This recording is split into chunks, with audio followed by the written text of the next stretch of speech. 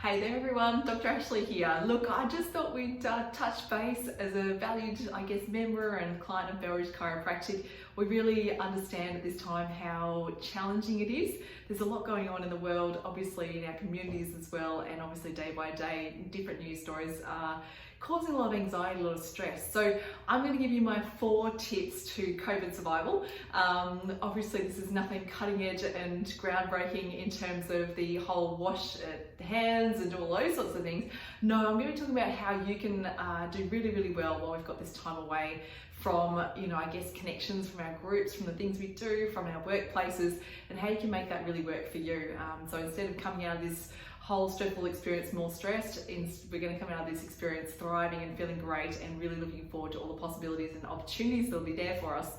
So look, my top tip is keep your headspace strong, and to do that requires so much self-awareness. We've really got to look at ways we can help ourselves be more connected, to understand that yes, there's a lot going on inside our heads because we're being constantly bombarded by the external news media, maybe chats with friends. There's a lot of alarm, there's a lot of fear, there's a lot of big scary words being used, but at the end of the day, only you have control about the internal environment. So what you think and how you feel is a direct reflection of what you're doing inside your mind all day, every day. So you can either fuel the beast, keep feeding it all the junk and the news media and keep fueling the fear, or you can look at all the positive opportunities to really grow and expand your learning experiences through this. For me, it's a massive opportunity to turn back to some of those age-old, time-tested principles, things like meditation, things like mindfulness and self-awareness, just being able to slow down, step back and put yourself into a really good headspace. This might be time as well for doing some journaling or some work on things like affirmations and positive mindset work that may include things like, it could be vision boards, it could be a diary, a journal, just to keep track of where you're at and what you're thinking. It could be getting involved in an online group that's running some meditation programs or something like that. So really work on the power of the mindset through this challenging time, because this is where your real power lies. You can't control the world around you, but you can control your world.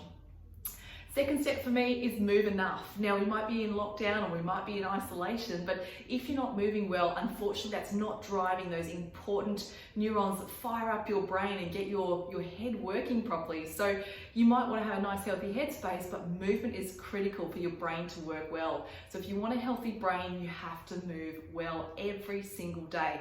So even in isolation, it may include things like doing some star jumps in your living room. It might be some squats up and down off the dining chair. It could be any number of different things. It's really a matter of you thinking about what's going to work for you in your environment.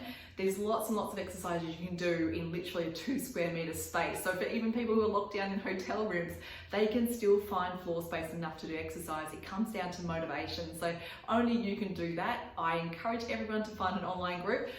We as a team here will be sharing some little tips and tricks, some movement challenges.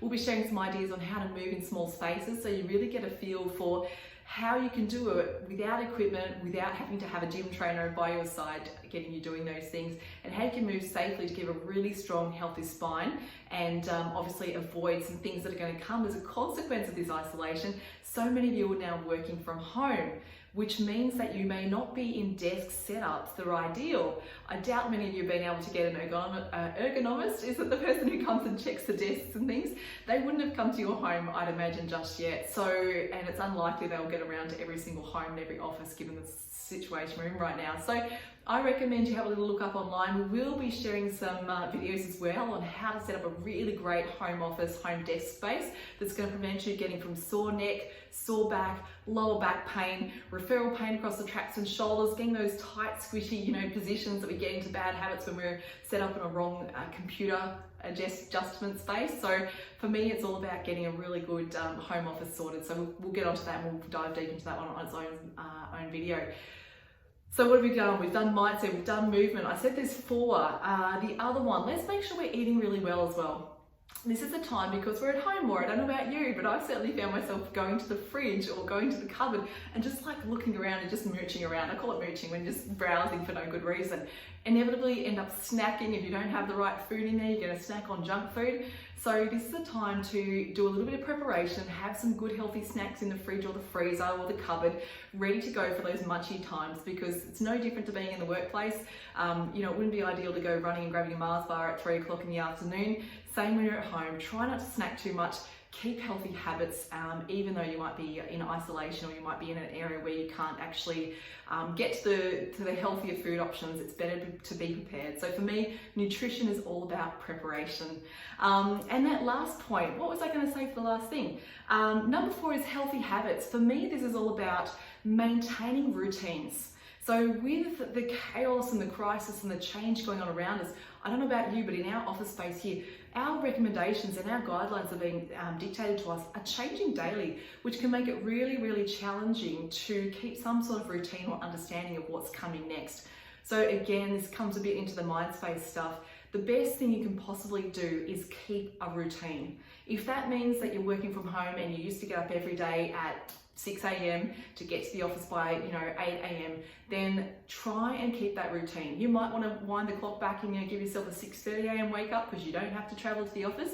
But let's make sure you're maintaining really good routines. And this is how, when we come out of this, on the other side of all these changes and transitions we're going through right now, it's not going to be like this massive boom back into reality, because you're already going to be maintaining good habits along the way. And this is why we build health into our habits and our lifestyles, much like brushing your teeth. Stretching, moving, eating well, and keeping daily routines is they really are the 4 best ways you can get through this whole COVID crisis and come out the other side feeling really great. And so we'll be here to look after you on the other side of that. So if we haven't seen you for a while, we look forward to seeing you when you get in here. Please take care, stay safe, stay well, keep your social distancing, wash your hands like you've been recommended and shown how to. And we really hope that the very best of this passes, and very soon we get to see each other all again and get to share hugs and all our social experiences. So from us to you, take lots of care. We'll see you soon.